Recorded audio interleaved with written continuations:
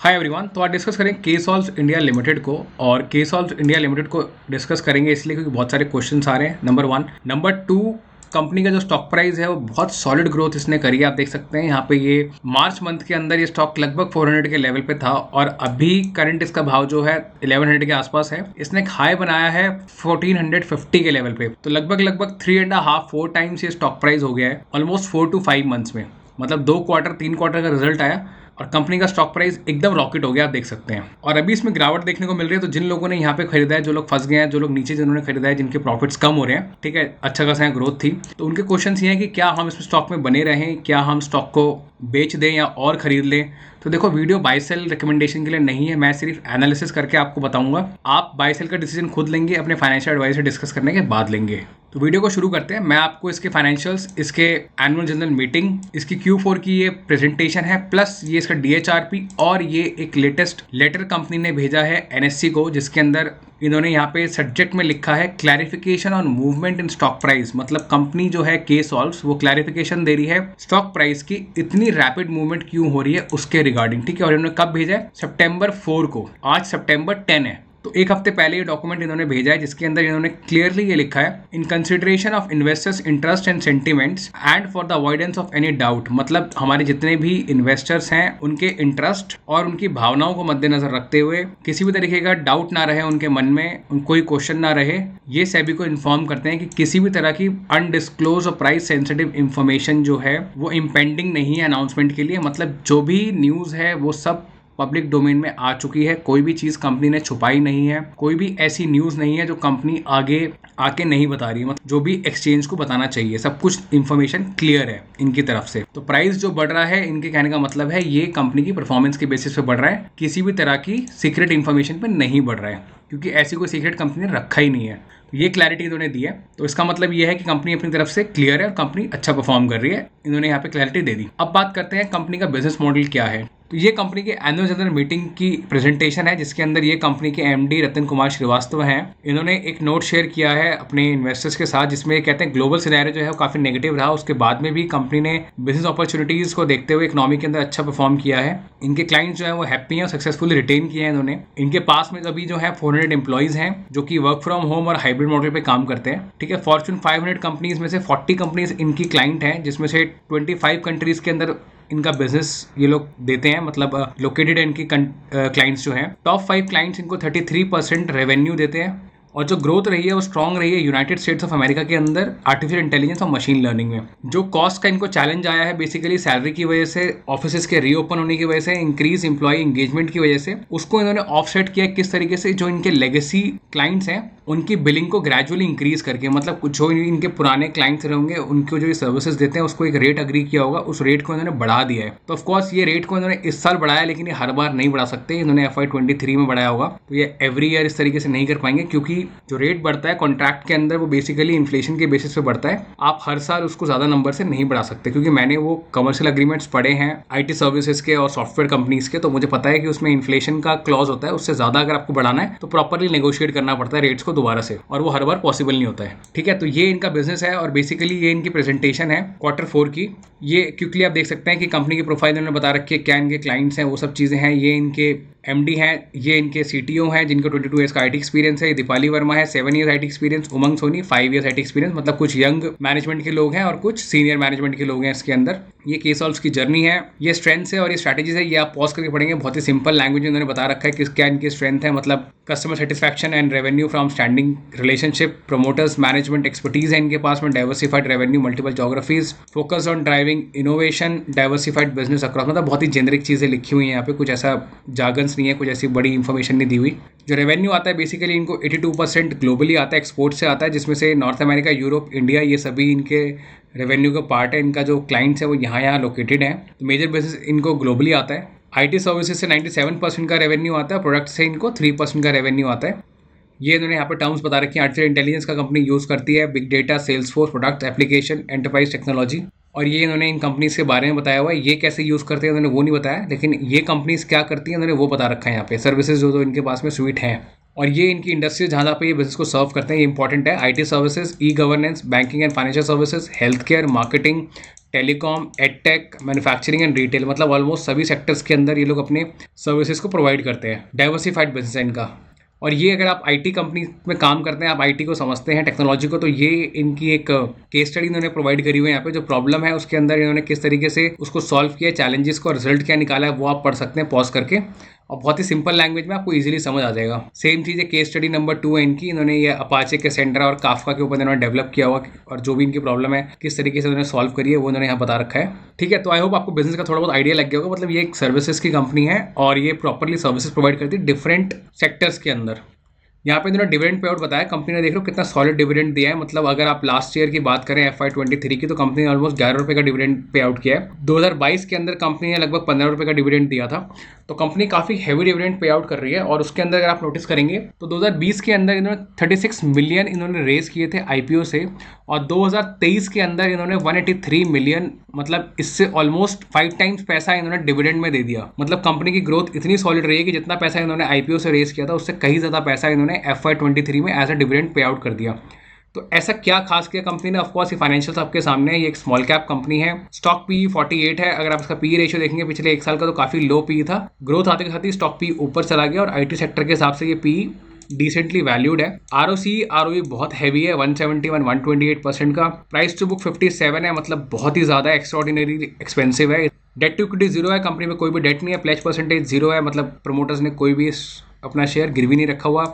बात करते हैं प्रॉफिट एंड लॉस की, तो इनकी ग्रोथ आप देखेंगे बहुत सॉलिड है पिछले 3 साल की। 193% रेवेन्यू ग्रोथ, 90% रेवेन्यू ग्रोथ और 70% रेवेन्यू ग्रोथ, तीनों सालों में बहुत अच्छी ग्रोथ कंपनी ने करी है। उसी टेंजेंट पे इनके प्रॉफिट्स इंक्रीज हुए हैं। इनके मार्जिन्स काफ़ी अच्छे हैं, मतलब 13% का मार्जिन करने वाली कंपनी एकदम से 45-43% का मार्जिन करने लग गई। मतलब ये भी एक आउटस्टैंडिंग चीज़ है। IPO आने के बाद से इनके मार्जिन इंप्रूव हो गए। बैलेंस शीट अगर आप देखेंगे तो कंपनी के रिजर्व्स जो है 2020 में 1 करोड़ था, फिर 21 में 11 करोड़, 22 में 4 करोड़, और फिर वापस से 11 करोड़। मतलब रेवेन्यू तो इंक्रीज हो गया, लेकिन प्रॉफिट्स भी इंक्रीज हो गए। रिजर्व क्यों नहीं इंक्रीज हुआ, मैं तो ये सोचता हूँ। कंपनी हैवी पैसा जो है डिविडेंड में पे आउट कर रही है। आप देख सकते हैं यहाँ पे इन्होंने 5 टाइम से ज़्यादा डिविडेंड पे आउट कर दिया, लेकिन रिजर्व्स को नहीं बढ़ाया। क्यों, वो मुझे समझ नहीं आता। मैनेजमेंट अगर समझदार है तो उसको रिजर्व्स पे काम करना चाहिए था, अपने रिजर्व्स को इंक्रीज करना चाहिए था। स्मॉल कैप कंपनी है, इनके पास में रिजर्व होगा, कैश होगा, तभी आगे रिसर्च एंड डेवलपमेंट कर पाएंगे। आगे अगर दोबारा कोविड जैसा कोई ब्लैक स्वान इवेंट होता है या कोई और प्रॉब्लम आती है, तो रिजर्व से ही अपने एम्प्लॉइज़ की सैलरी निकाल पाएंगे। रिजर्व ही इनको लॉन्ग टर्म के अंदर ग्रो करने में हेल्प करेंगे। कंपनी को बैकबोन की तरह काम करते हैं रिजर्व्स। तो इनके पास में रिजर्व्स हो सकते थे अगर ये 5-5 करोड़ भी 2 साल ऐड करते, जो कि बहुत ईजी था इनके लिए। इस प्रॉफिट के ऊपर जो इनका प्रॉफिट आप देख रहे हो कितना है, लगभग 15 करोड़, 25 करोड़, 27 करोड़ का प्रॉफिट ये कर रहे हैं। 27 करोड़ का ट्रेलिंग नंबर है, बट स्टिल रिजर्व्स यहाँ पे कम कर दिए, यहाँ फिर वापस से 11 करोड़ कर दिए, जो कि कोई सेंस नहीं बनती है यहाँ पर। तो ये मुझे आज चीज़ ठीक नहीं लगी। फिक्स एसेट्स कंपनी के 1 करोड़ है, वो ठीक है, क्योंकि इनको लैपटॉप्स की ज़रूरत होती है, और एक अपार्टमेंट या बिल्डिंग में जहाँ पे भी रेंटेड ले सकते हैं वहीं पे काम करते हैं लोग। फिक्स एसेट्स ठीक है। इन्वेस्टमेंट कंपनी की बिल्कुल कम है, मतलब डिविडेंड बांट दिया, इन्वेस्टमेंट कुछ करी नहीं जिससे इनको पैसा मिले, वो भी नहीं करा इन्होंने। कैश फ्लो मैंने आपको दिखाता हूँ, तो अगर ये डिविडेंड्स पे आउट देखो, यहाँ दिख रहा है 11 करोड़ का डिविडेंड इन्होंने 2022 में दिया है, और 18 करोड़ का डिविडेंड इन्होंने 2023 में दिया है। इन्वेस्टर पोर्टफोलियो देखेंगे आप तो 58.94% की होल्डिंग जो है प्रमोटर्स के पास है, जो कि इतने सारे प्रमोटर्स हैं इनके, ठीक है, ये की फैमिली के लोग हैं ये सब। और FII में देखेंगे तो 1.75% का स्टेक है FII के पास, और ये कौन सी कंपनी है वो देखते हैं अभी। पब्लिक के पास में ऑलमोस्ट 30% है, क्योंकि ये जो 7-8% का स्टेक है वो ये 2 HNI कैटेगरी के लोगों के पास है। तो FII कौन सा FII देखते हैं यहाँ पे, किसने इनको यहाँ पे इन्वेस्ट किया हुआ है। तो ये 19 अप्रैल को जो FII दिख रहा है यहाँ पे, वो ग्रेविटान रिसर्च कैपिटल LLP है। हो सकता है इन्होंने इसमें इन्वेस्ट किया हो, लेकिन आप देखेंगे इन्होंने पहले स्टॉक को बाय किया है, फिर इन्होंने यहाँ पे सेल कर दिया है।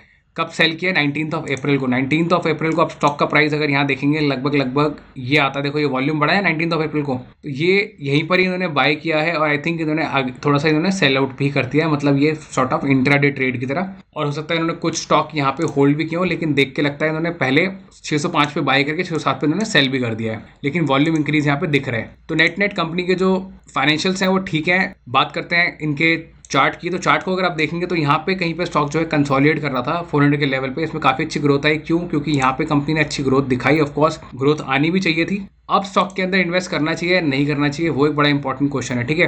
तो मेरी तरफ से तो कोई भी रिकमेंडेशन है नहीं, लेकिन मैं आपको लॉजिक बताया था कि इन्वेस्ट करना है कि नहीं करना है। आप देख सकते हो जिन लोगों ने नीचे इन्वेस्ट किया है, बहुत अच्छी बात है, आप लोग अच्छा पैसा बना रहे हो। यहाँ तक स्टॉक आया था, अगर आपने सेल कर दिया कुछ पोर्शन तो अच्छी बात है। नहीं किया तो अपने प्रॉफिट को बचाने के लिए स्टॉप लॉस लगा लो समवेयर अराउंड इस लेवल पे, ठीक है, मतलब 950 के लेवल पे आप स्टॉप लॉस लगा लो। इससे नीचे आए तो आपको लॉस हो जाएगा, इससे अच्छा अपना प्रॉफिट लो और निकल जाओ साइड से। दूसरी चीज़, जिन लोगों ने ऊपर बाय किया है, जो लोग अभी लॉस में है, उनको भी यहाँ स्टॉप लॉस लगा लेना चाहिए। उसका क्लियर रीज़न मैं बताता हूँ क्यों। क्योंकि यहाँ से स्टॉक नीचे आएगा तो काफ़ी बड़ी गिरावट देखने को मिलेगी। ये स्टॉक जो है आप देख रहे हो कितने वॉल्यूम से बढ़ता है, उसके बाद में वॉल्यूम से गिरता भी है, लोअर सर्किट लग रहे हैं इसके अंदर, निकलने का मौका नहीं मिलता है। ऑपरेटर दोबारा से यहाँ फंसाता है किसी को 5% अप करके और फिर नीचे ले आएगा, फिर आप फंस जाओगे। इससे अच्छा अपनी वेल्थ को बचाओ और यहाँ से निकल जाओ। मैं निकलने के लिए इसलिए बोलूँगा क्योंकि मैनेजमेंट की तरफ से ना कोई भी क्लैरिटी नहीं है। क्लैरिटी क्यों नहीं है? जब मैं इन डॉक्यूमेंट्स को पढ़ रहा था, आप देख रहे हो यहाँ पे पहले तो डॉक्यूमेंट्स है ही नहीं, यहाँ पे किसी भी रेटिंग एजेंसी की कोई भी डॉक्यूमेंट नहीं है। इकरा, क्रिसिल और केआर, ये 3 कंपनियां, उनका डॉक्यूमेंट यहाँ पे होना चाहिए था, उनका डॉक्यूमेंट यहाँ पे नहीं है, जो कि रेटिंग्स वो लोग देते हैं। ऑलमोस्ट वो लोग सब अच्छी कंपनीज को कवर करते हैं, सभी कंपनीज को, कि उनकी डेट कितनी है, क्या प्रॉब्लम है कंपनीज के अंदर, लेकिन यहाँ पे वो डॉक्यूमेंट नहीं है, पहली चीज़। दूसरी चीज़, अगर वो नहीं भी है तो it's okay, company con calls नहीं करती है, कंपनी को कॉन्फ्रेंस कॉल करके बताना चाहिए, जैसे मैंने वीडियो की स्टार्टिंग में बताया कि ये डॉक्यूमेंट कंपनी ने सेंड किया है। इससे अच्छा तो ये लोग यहाँ पे कॉन्फ्रेंस कॉल करें और प्रॉब्लम को खत्म कर दें। क्योंकि स्टॉक प्राइस तो आप देख रहे हो ना, मई से बढ़ना शुरू हो गया था, अगस्त में ही बढ़ा, सितंबर चल रहा है। कंपनी एक नोटिफिकेशन डाले अपने इन्वेस्टर्स को और कॉन्फ्रेंस कॉल कर ले, ये कोई जरूरी थोड़ी कि रिजल्ट के बाद ही करनी, कभी भी कर लो आप। आपको क्लैरिटी देनी है, पब्लिक डोमेन में आओ, क्लैरिटी दो अपने इन्वेस्टर्स को आकर के कि भाई बताओ आपको क्या सवाल है, हम क्लियर करते हैं। लेकिन यहाँ पे कॉन्फ्रेंस कॉल कंपनी नहीं कर रही है, क्योंकि इतने बिजी तो नहीं होंगे ना इनके प्रमोटर्स। तो ये दूसरा रेड फ्लैग है। तीसरा रेड फ्लैग, अगर आप इन डॉक्यूमेंट्स को ठीक से पढ़ेंगे, क्योंकि मैंने काफ़ी सारी कंपनीज के डॉक्यूमेंट्स पढ़े हैं, Tata Elxsi, KPIT, persistent system और बाकी कंपनीज जो इनकी वीडियो नहीं बनाई लेकिन पढ़ी बहुत सारी कंपनियां, आपको बताता हूँ। कंपनीज क्लियरली बताती हैं उन्होंने कौन सा नया कस्टमर ऑनबोर्ड किया है, क्या उनको बिजनेस उससे मिलने वाला है, कंपनी किस सेक्टर के अंदर रिसर्च एंड डेवलपमेंट कर रही है, कंपनी किस सेक्टर को टारगेट कर रही है। ठीक है, ये कंपनी ऑलमोस्ट सभी सेक्टर्स को टारगेट कर रही है। आप देख रहे हो जहां हमने डिस्कस किया था कि इनको कहाँ कहाँ से रेवेन्यू आता है, तो इन सभी सेक्टर से आता है। माना ये स्मॉल कैप कंपनी है, अभी इसको रेवेन्यू सभी सेक्टर से मिल रहा है तो अच्छी बात है, लेकिन कंपनी एक फोकस एरिया बताती है कि हम इन 3 सेक्टर को फोकस कर रहे हैं। जैसे टाटा एलेक्सी जो है वो ऑटोमोबाइल को टारगेट करता है, हेल्थ केयर को टारगेट करता है और कुछ पोर्शन टेलीकॉम का भी टारगेट करता है। तो सेम तरीके से ये लोग बता सकते हैं कि इनका मेन फोकस एरिया किस बिजनेस के अंदर है, इनके क्या विन सिचुएशंस रही हैं। इन्होंने यहाँ पे ये बताया तो है कि 2 इन्होंने केस स्टडीज बताई हैं कि इन 2 कंपनीज की, ठीक है, यहाँ पे जो 2 इन्होंने केस स्टडीज दी हैं, बट स्टिल वो क्लैरिटी नहीं देता है कि फ्यूचर में इनके पास कितने ये लोग बिडिंग कर रहे हैं, कितने इनको और नए बिजनेसेस इनको मिलेंगे, ठीक है, कितना रेवेन्यू हम फ्यूचर के अंदर एक्सपेक्ट कर सकते हैं, क्या ग्रोथ एस्पेक्ट्स हैं कंपनी के। तो वो सारी चीज़ें जो है रेड फ्लैग है, कोई भी उसमें क्लैरिटी नहीं है। और जिस कंपनी के अंदर क्लैरिटी नहीं होती उस कंपनी में फ्रेश पोजीशन नहीं बनानी चाहिए। अगर आप ऊपर के भाव में कहीं फंसे हो तो देखो डिसीजन आपका है, आपको लगता है कंपनी अच्छा करेगी, आपके पास कोई इनसाइडर इन्फॉर्मेशन है तो बहुत अच्छी बात है। लेकिन मैं तो जो ये सब चीज़ें पढ़ के आपको बता सकता हूँ, जो मैंने यहाँ पे इनका ये सब कुछ डॉक्यूमेंट देखे हैं, ठीक है।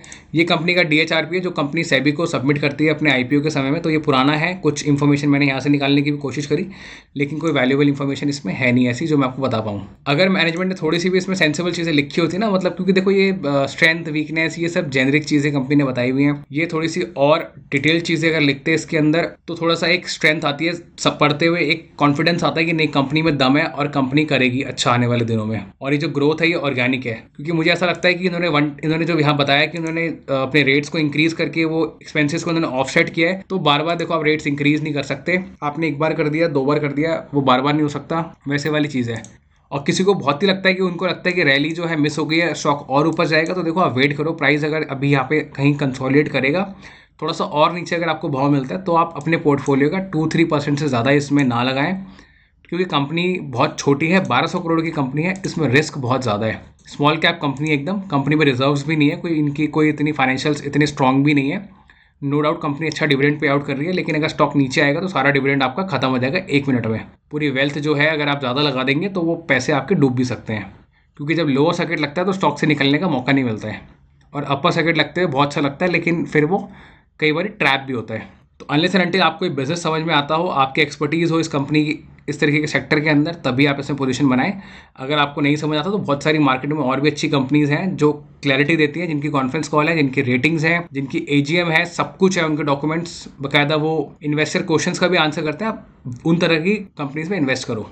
और एक और रेड फ्लैग जो है कंपनी का डिविडेंड देना, ये कोई बहुत अच्छी बात नहीं है। डिविडेंड इतना देना कोई सेंस नहीं बनता है, उसके अपने एक इश्यूज होते हैं। डिविडेंड कंपनी हो सकता है अपनी जेब से दे रही हो और प्राइस को पंप कर रही हो, वो फाइनेंशियली अगर मैं आपको समझाऊं तो 40 रुपये का डिविडेंड कंपनी ने दिया, 10 रुपये का डिविडेंड कंपनी ने दिया, लेकिन उसका बेनिफिट जो आता है वो 10 टाइम्स 20 टाइम्स आता है स्टॉक प्राइस के अंदर, और 58% की होल्डिंग है मैनेजमेंट की इसके अंदर। तो उम्मीद है ऐसा नहीं होगा, क्योंकि ब्राइटकॉम ग्रुप के होने के बाद से लोगों को काफ़ी डर है, और मैं भी उसी एंगल से सोचता हूँ कि ऐसा इन्वेस्टर्स के साथ में ना हो। काफ़ी हार्ड एंड मनी लोग इसमें इन्वेस्ट करते हैं। सेबी काफ़ी स्ट्रांगली आजकल हर एक चीज़ को मॉनिटर कर रहा है, तो डेफिनेटली इस तरीके की चीज़ें होनी नहीं चाहिए, क्योंकि सेबी है और सेबी काफ़ी स्ट्रांगली इन चीज़ों को देख रहा है। बट स्टिल आप लोग अपनी तरफ से कॉशियस रहिए। लगाना है पैसा 2-3% से ज़्यादा मत लगाओ, और हो सके तो अवॉइड करो, किसी और अच्छी कंपनी में लगाओ। और अगर आप प्रॉफिट में हो तो स्टॉप लॉस लगाओ, ऊपर हो तो भी स्टॉप लॉस लगाओ। तो नेट यही है पूरा एनालिसिस। अगर आपको फिर भी कोई क्वेश्चन हो तो आप कमेंट्स में लिखना, हम उसको और डिस्कस करेंगे, आपको जरूर आंसर करूंगा मैं। आपको वीडियो वैल्यूएबल इन्फॉर्मेशन मिली हो तो प्लीज़ वीडियो को लाइक ज़रूर करना। बहुत मेहनत लगती है इस तरीके के डॉक्यूमेंट्स को पढ़ने में, रिसर्च करने में, ठीक है, हर एक चीज़ को निकालने में एनएसए की वेबसाइट से। तो प्लीज़ आपका एक लाइक बटन काफ़ी सपोर्ट देता है, तो लाइक करें वीडियो को, और चैनल पर नए हैं तो चैनल को सब्सक्राइब करें। तो इस वीडियो के लिए इतना ही, मिलते हैं अगली वीडियो में। Thank you so much.